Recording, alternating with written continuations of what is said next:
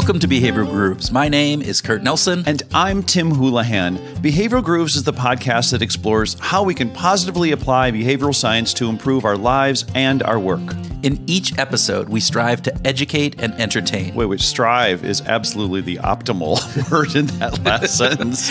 True. We strive, not always sure that we make the grade. Yeah, okay, that's definitely the case for us. Okay.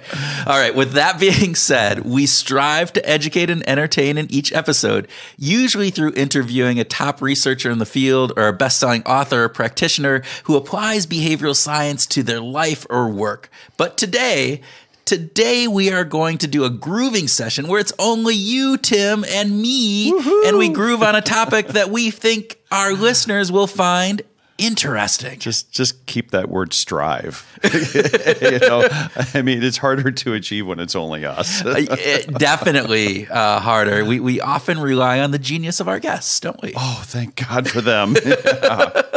I mean, they make us look good. So there we go. So today we're going to strive, right? So we'll strive really hard to ensure that we make the grade because we are going to be talking about a process that is very familiar to us and that we've done with our clients countless times. It's a process that our listeners will hopefully find helpful. We are going to groove on how to conduct a behavioral diagnosis. Okay, so Kurt, what exactly is a behavioral diagnosis? Is this something scary like a medical treatment or something? You know, for you, it's a medical treatment. You know, for the rest of intervention. The world, behavioral diagnosis is a way of using behavioral science to help uncover the underlying drivers of behavior inside an organization. It is applying a behavioral lens to employee behavior. Yeah, in our work, we have found that organizations often don't understand why their employees behave the way they do. Particularly when it comes to employees' responses to changes in the workplace. Leaders, like all of us, tend to think that other people will respond rationally to change and are often caught off guard by the reaction their people have to shifts in policies or incentives or changes in work routines. It's common to see leaders who get surprised that employees are resistant to changes, even when those changes are, on the whole, better for the employees. So true. And yet, if these leaders understood behavioral science better, they would not be as surprised. Yeah, very true. So most of our behavioral diagnostic work has been focused around understanding how changes in incentives will drive behavior. And that's what we're going to focus on for today. Really exploring how companies can identify employees' key motivational drivers and then use that information to help design more impactful incentive plans or reward programs. Okay, so where do you want to start? All right. So I think we need to start with this idea that first off, people are not always rational, at least not in the economic sense of a rational actor. Good place to start. Right. But it's foundational. But oftentimes, as you mentioned earlier, leaders in companies act like employees should be rational actors. And particularly when you actually look at a program and you go, hey, this program on a rational level is better for the employees. Right. That's when I see leaders really going in with this lack of saying, hey, but there's an emotional element because they go, no, it's better for the employees. They're just going to love this. And that's not always the case. Yeah, we're not so good at being rational, but we are expert at rationalizing. Rationalizing after the fact. After the fact, absolutely. That's right. So that I think is another thing. There's also this element of having this positive social appearance. So we answer questions in a way that we think the person in power wants to hear. So oftentimes I get this idea, but we've talked to our people or we've done a survey and they get these responses back and then they go from that. And I think that's a good first step. But we also have to understand that oftentimes those responses that people do and the responses that they get back are not really the underlying drivers and not really their underlying opinions. It's there can be a lot of motivated reasoning in the way that those surveys get filled out. Right, and it's the say-do gap, right? So Scott Jeffries, we've talked with before, has brought this up, that what people say in a situation is very different than what they do in that situation. Yeah, So we have to get beyond that initial response. And a behavioral diagnostic or diagnosis is a way of doing that within an organization, right? We get to go below the surface of those initial responses. Yeah, we need to go below the surface in order to really understand what the behavior is, how it's being driven. Right. Yeah. So, for instance, we had done some work with a company, a pharma company, Yeah. and their initial thought was that, hey, this is a element that is all about, the incentive plan that is being put, this new incentive plan that's being put in various different pieces. Because reps weren't hitting the goals. The reps weren't hitting the goals and different things. So when we talked with the leaders, that's what they thought.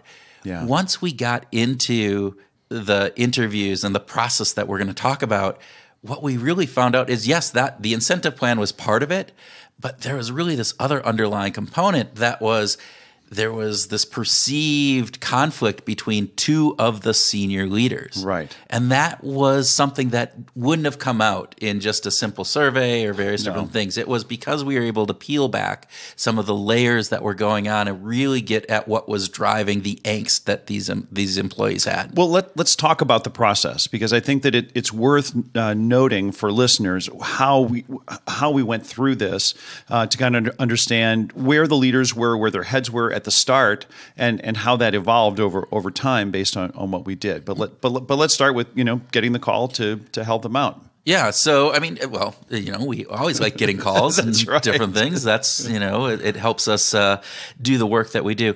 But I think the process is obviously modified for each client a little bit, but it has to be. It follows in a similar fashion, right? So the first thing we have to do is we have to identify the key strategic objectives of whatever they're trying to do. So if they're putting in a new incentive plan, why are they trying to put that new incentive plan? If they're making a change to process, why are they putting that change in process? What is the strategy that is behind that? What is the pieces that they're trying to get at? And that comes from leadership. And that comes from leadership. And so our very first thing that we typically do is we will interview key stakeholders, which is typically leadership. Yep. Sometimes it goes down into that employee component, those people who have a stake in whatever is being built or designed. Right. But it is a one-on-one interview with a series of key stakeholders that, again, we are looking to have them specifically identify what those strategies that they're trying to achieve are,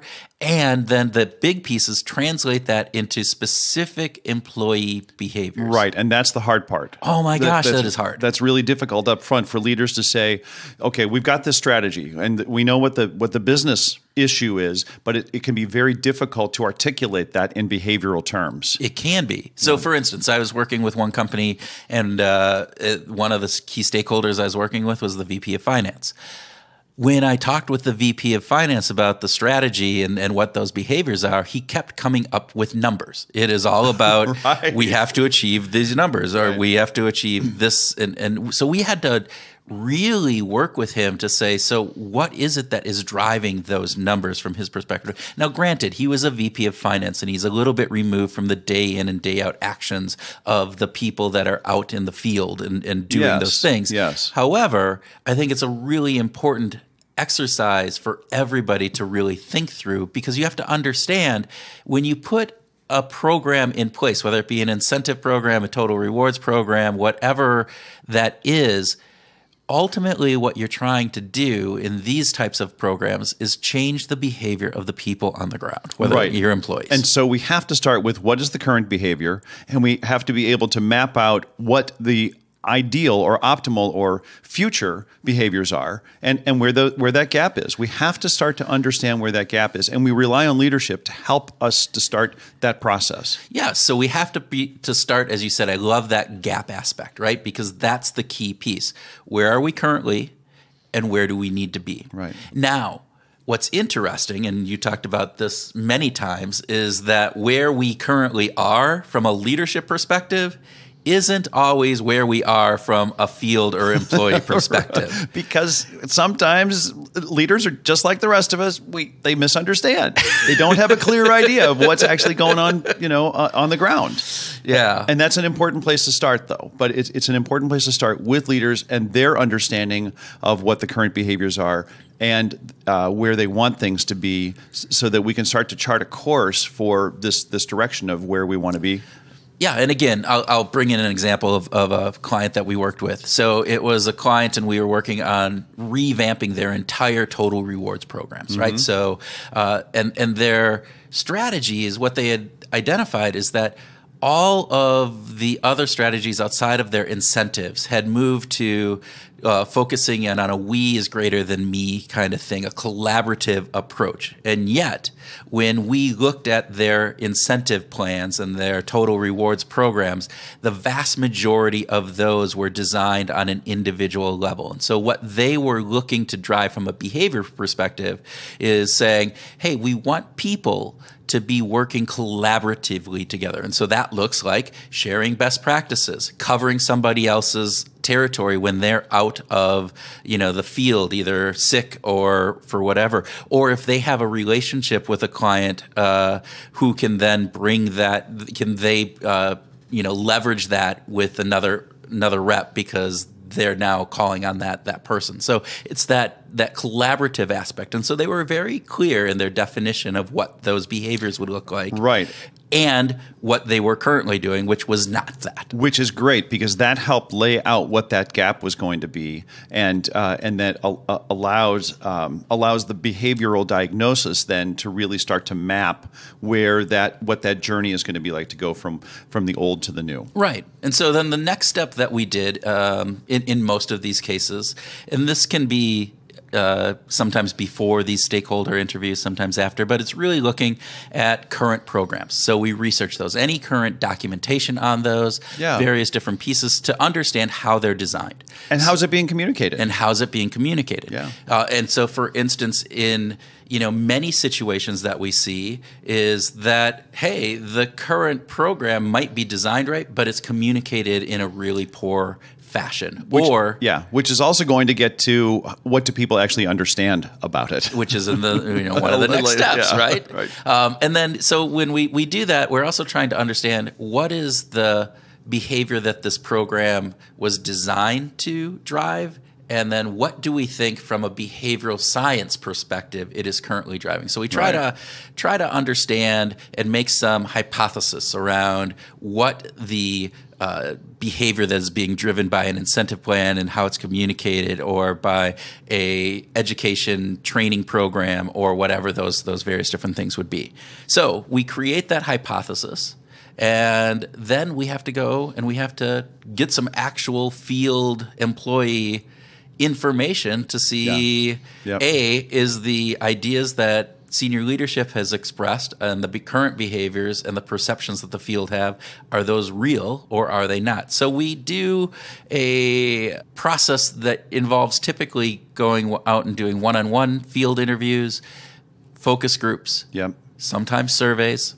Sometimes, but the most important part is in those interviews and those focus groups where people get to talk about what's going on. That's where you hear things like, well, I thought that they meant this, and when reps say, "Well, I didn't understand that," or these kinds of things are cues then to so this is where some gaps lie, and we only get that through conversations, and it can be in focus groups or one-on-ones. Right, and when we design the questions to really peel back the layers, and it comes in the probe. So as you said, when people say certain things, that's a cue for us to dig deeper. Right, and so you're looking at those areas where there's some confusion, some pause, some difference between what we thought in our hypothesis and what we are hearing out in the field.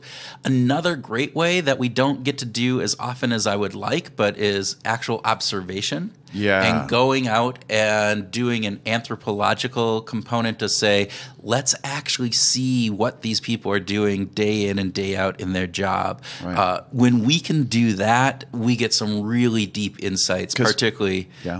Context matters. Context matters. Right? And I know that we worked on a project where there were reps, just United States reps, but working in very, very different territories. And one of the reps talked about, well, I get up every morning and I just go to this one hospital and that's my whole day. That's 100% of everything.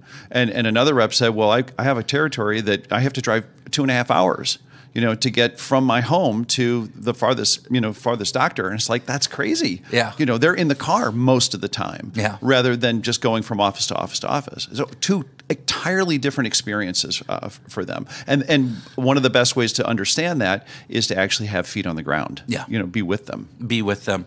So when we design those feedback components, either interviews, focus groups, observations, surveys, what we're trying to do is really get people to open up and to shed some things. But we know human dynamics, human behavior is that we're not very good at necessarily understanding our own emotions, right? And our own drivers of behavior. No. And so oftentimes we have to again, peel back some of those layers and do that. And one of the ways we try to do that sometimes is to have people explain how others work and what is driving others. People are much better at explaining somebody else's motivations or their perceived idea of what other people are exactly. motivating. It's the perception of what someone else's motivation is. Right, but oftentimes that's we're projecting on others what's doing it for us, and when we can't do that. So so for instance, again, I've had clients or I've had people where we've asked people to tell a story of the worst rep and the best rep in their experience that they've seen. So what does the worst rep do? What is it that you've actually seen? Tell me specifically what they have done, and tell me specifically what the best rep that you've ever worked with. What do they do? What are the specific things that they are doing? And then you get at why are they doing that in various different pieces. Or describe a specific time in the day, right? All right, so it's right after lunch. What are you doing? It's Tuesday, right after lunch. Tell me what you did, right? If we don't get to go out and do those observations, have the conversation about it. Have the conversations. Yeah. And then we develop those probes to spur greater reflection to say, all right, so you've said this, but now help me understand that a little bit more. Explain that a little bit more in detail, different pieces like that. And these are where we start to reveal where the leadership blind spots might exist. Right. This is where we start to understand, the leaders are thinking A, but we're actually witnessing B, and we're seeing something totally different. And this is an important part of the process, a really critical part of the process for coming up with what are we going to do, with actually coming up with doing the analysis and then coming up with recommendations. Yeah, those blind spots are really key to making recommendations that are going to actually drive the behaviors and achieve the strategies that senior leadership want. Yeah. Right? Another some of the other methods that we sometimes use, a little non-traditional ways, non-standard methods of getting at people is having them draw things, have them, identify pictures from magazines of what it feels like, and you have all these different pieces, doing descriptive words, free association. So we try, again, to get people out of that mode of answering a question the way they think they should be answering it or that people want to hear. Right. All right. So that's the main gist of it. And then we have a whole bunch of information, and that information then needs to be analyzed. Yes. So we're looking for correlations, we're looking to find patterns, we're trying to identify outliers to see if they contain valuable information. We're trying to look at the context within all of these are doing. So we take the information, we categorize it, we put it into what we call a behavioral map. We develop out a behavioral map that says, here are all of the impacts that these people have on their behaviors, whether it be your incentive plan, but then their manager, then the environment that they're in, potentially some of the training programs they get or don't get, how things are communicated. And so you get this picture, this map of all of the influences on their behavior. And it would be really nice to say, we've got this fancy AI solution that just goes out and just does it. But the variables are way too complex, and the way that each of these things get weighted. And we only discover them as we're going through the process. Yeah. So it actually has to be done by us. It has to be done by sitting down and having some experience behind us and having critical eyes and ears as to what are those patterns, what are the places where we're seeing the connections and the influences. And those have to be built manually because that's the best science that we have right now. And it's the most effective. And what's interesting is we build the map, right? And that's our initial take. And then what we will do is take that initial thing back to some of the key stakeholders and potentially back out into the field to test it, to say, did we get this right? Did we do this? And so oftentimes that visualization of things, people go, oh, yes, but we didn't talk about this. Yes. Or, which is one of my favorite parts. Yes. Or we didn't, oh, that's very different than what I thought. And then you have to go in and understand where that blind spot or where that gap is. Well, and to think that so oftentimes those reveal things that never got talked about. You put the map in front of them, they're like, oh, but wait a minute, what about this? It's like, no one ever said a word about that.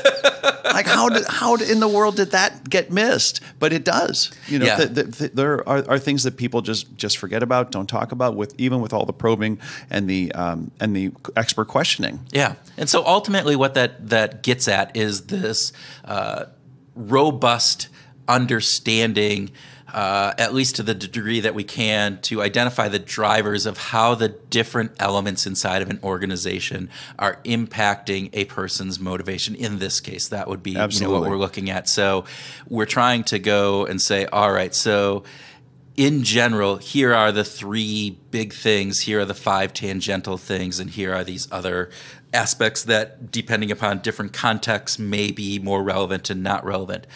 All of that analysis then comes into saying, okay, so you're asking us to think about an incentive plan, or you're asking us to think about a rewards program, or whatever that would be. And here are ways, again, that you can design this, the framework around which this is structured. And communicated. That's a really good part, to drive home the strategy that you outlined at the very beginning. So to achieve those behaviors and the attitudes and perceptions in the field that are going to drive those behaviors, we should be doing these things. Sometimes, actually not sometimes, most of the time, it is not only just that incentive plan that we're driving. Oh, exactly. And we will come up with insights around your manager training. Understanding what managers' roles are, understanding how that communication of the roles and important aspects of whatever the plan are being done, the systems that are in place, the relationships that people have, the culture that an organization is in. All of those HR factors, policies, marketing processes. There's all kinds of things that can get revealed by just digging deep on this one issue. Right, and it's taking that behavioral science lens. Now, when we make those recommendations, we often would love to be able to do testing on them because, again, as we know, optimally, but we are at the very least having them be informed through this process that we are going to be much more on target with whatever our recommendations are than if we were to just go in and assume, again, employees are rational actors. Yes, this is a better program for them, and so they're just going to accept it as is. And that, as we know, isn't always the case. Yeah, managers need to be willing, leaders especially, need to be willing to leave their rationality at the door. They need to park that outside and be willing to enter into a space where we go, okay, I, as a human being, and all the other human beings that work here are going to have irrational aspects of their behavior, and we have to be willing to explore that and be open to that. I think at a very fundamental level. And I think organizations can do some of this stuff on their own. Right? Absolutely. They can definitely do a very similar process. I do say that there is some value in many instances of bringing in an outside firm because you get different responses. Absolutely. And it doesn't have to be you and me, Tim. It can be others. There are other groups out there that do, good work. Yeah, but you and me, I think that we could kill it. Right. And one of the other benefits of this. So you get this benefit of having this really good understanding of what's driving these people, but there's a corollary to this, which is because you have gone out and you've worked and asked these people, particularly field managers often, and even the employees themselves or the sales reps themselves, there's an aspect that they're feeling appreciated, particularly when changes are made based on some of the information that you have, and how you give that feedback back to them is really important, that we made these changes because of what we heard from you. Yeah. And those are really important. What that does is it gets this buy-in to Yeah, whatever it's this new totally program. empowering at that point to feel like, oh, my voice is actually being heard. What I had to say was meaningful, and now I'm part of this part of the solution rather than just standing on the outside. That makes a big difference to people in the organization. All right. So, Okay, let's wrap up. Kurt, you want to quickly do a recap here? yeah, so, life in corporate world can get hectic. Leaders are busy people and can sometimes miss the mark when predicting how their employees are going to respond to changes, Any to kinds of any changes. kind of thing that we're doing. Yeah. And then what happens next is that things get out of whack. Right? They just don't work the way we think they're going to work. And Yep. it's just craziness, Not always. And sometimes it No. doesn't. Actually, sometimes things seem like they're going really well. But what's actually happening is you've done some improvements, but you miss the opportunity to improve even greater. Right. And to really drive that to the next level. So that's one of the things. Yeah. So our behavioral diagnostic reveals the underlying motivations for employees' behaviors. Yeah. It creates this map, right, that allows you to visually kind of identify what are those key aspects that are driving an employee to do what they're doing, which is very helpful for senior leadership, particularly when they're designing new programs or trying to drive a change inside of an organization. Yeah. But it's also just really important for them so that they don't have those blind spots that you talked about. Right. It's a way of getting past our own blind spots that we simply can't see. Yeah. And so shedding that light on that and having that perspective can be very beneficial, not just in the recommendations of what you can do on this particular incentive program, this particular rewards program, this particular benefits aspect or training aspect.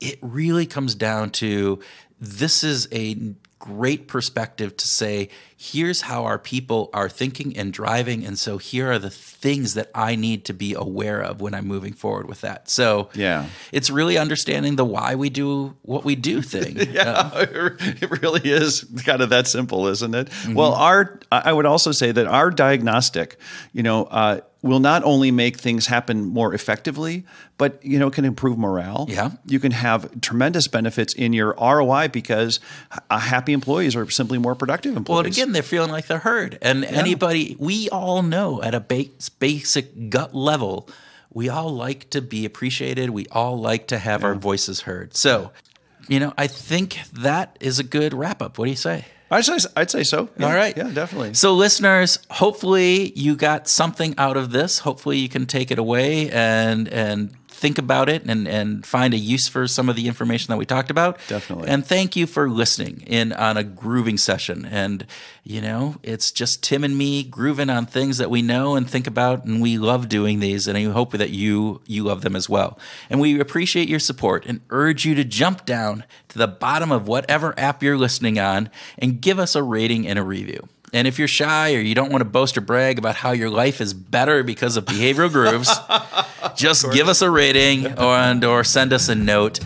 You can reach Tim at thoulihan on Twitter, and I'm at whatmotivates at Twitter. So reach out to us. We'd love to hear from you. And thank you. Thank you for listening. Yeah, thanks, and keep on grooving.